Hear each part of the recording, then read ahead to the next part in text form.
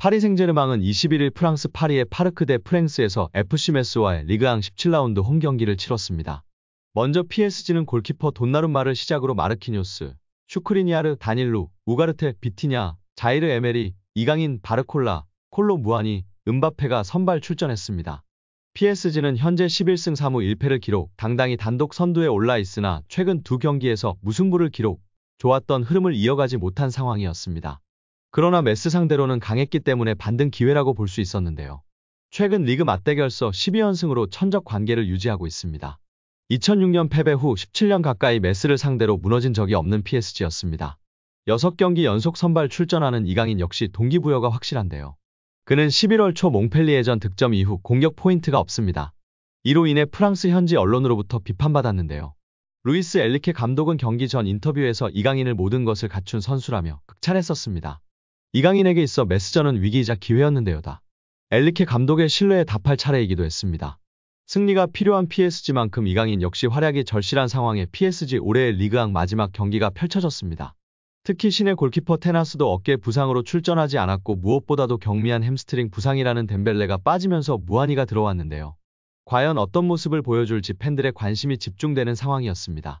전반 초반 이강인이 한 칸 위로 올라가 있는 모습이며 마르키뇨스가 미드필더에서 함께 빌드업을 하는 모습입니다. 바르콜라에게, 음바페에게 좋은 패스를 공급하고 있는데 골은 터지지 않고 있었는데요. 너무나 답답한 파리 생제르맹인데요. 계속해서 점유는 하고 있으나 제대로 된 전진 패스와 위협적인 찬스를 많이 만들지 못하고 있는 모습입니다. 전술적 문제가 있는 것 같은데요. 목적을 모르겠습니다. 계속해서 볼을 돌리는데 찬스를 만들려고 하는지 슛을 하려는 의지가 보이지 않는 의미 없는 패스만을 고집하고 있는 느낌입니다. 아쉬운 모습이 지속되며 전반전을 마쳤습니다. 전반전 종료 후 미드필더 라인에서 비티냐 다음으로 높은 평점인 6.9점으로 마무리되었습니다. 6.6점, 6.7점의 무아니와 음바페보다 높은 평점인데요. 파리 생제르맹 선수들이 이렇다 할 모습을 보여주지 못한 전반전이었습니다. 점유율을 80%를 가져갔는데 슈팅은 3개 때렸고 유효 슈팅은 하나였습니다. 수비 라인을 완전히 내린 메스를 제대로 공략하지 못한 PSG인데요. 전반 15분까지 위협적인 모습을 그나마 보였으나 이후 답답한 모습이 지속되는 PSG였습니다. 전반전이 종료된 이후 현지 팬들은 수치스럽다. 음바페가 보스인데 왜 이렇게 수준이 낮냐. 제발 골대에 패스해. 음바페는 팀을 떠나는 게 나은 것 같아. 팀을 위해 말야 등의 반응을 보였습니다. 답답한 파리 생제르맹의 맥을 뚫어주는 이강인인데요. 후반 48분 오른쪽에서 환상적인 크로스로 비티냐에게 택배 크로스를 전달하였고 비티냐가 마무리 지으며 드디어 앞서 나가는 파리 생제르맹입니다. 오른쪽으로 자리를 옮긴 후 바로 공격 포인트를 기록하고 답답한 PSG 공격에 활기를 불어넣는 이강인 선수입니다.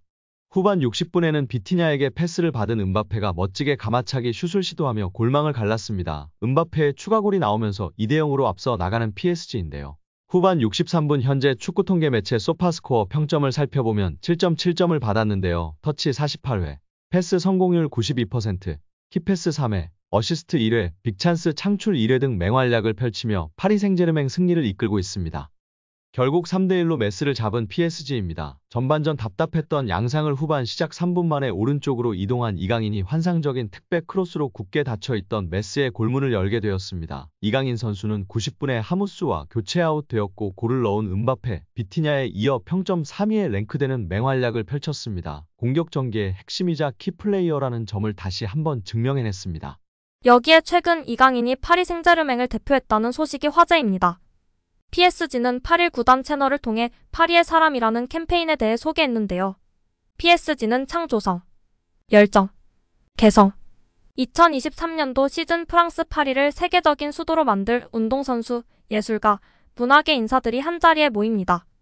PSG 선수 킬리안 음바페, 우스만 덴벨레, 랑달 콜로부아니, 누노 멘데스, 워렌 자이르 에머리, 이강인이 함께합니다. 여기에 브라질 전설 호나우지뉴도 마찬가지다라고 설명했습니다. 캠페인에 참여한 선수들은 PSG 대표격이었습니다.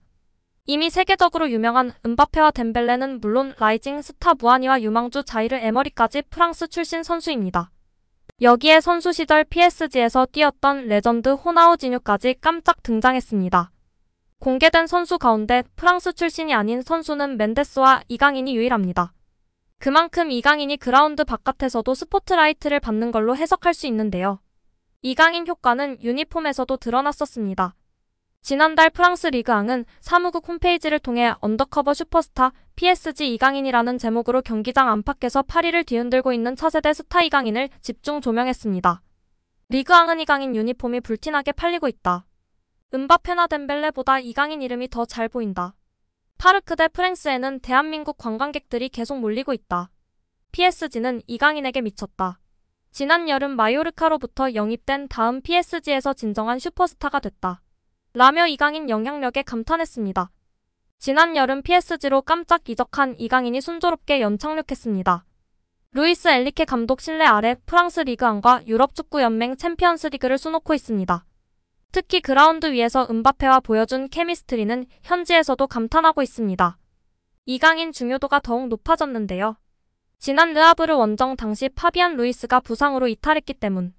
카날은 르아브르전 당시 어깨 부상으로 고통받은 루이스는 적어도 낭트전과 도르트문트전에는 결장할 것이다. PSG는 미드필드 취약점이 드러나고 있다.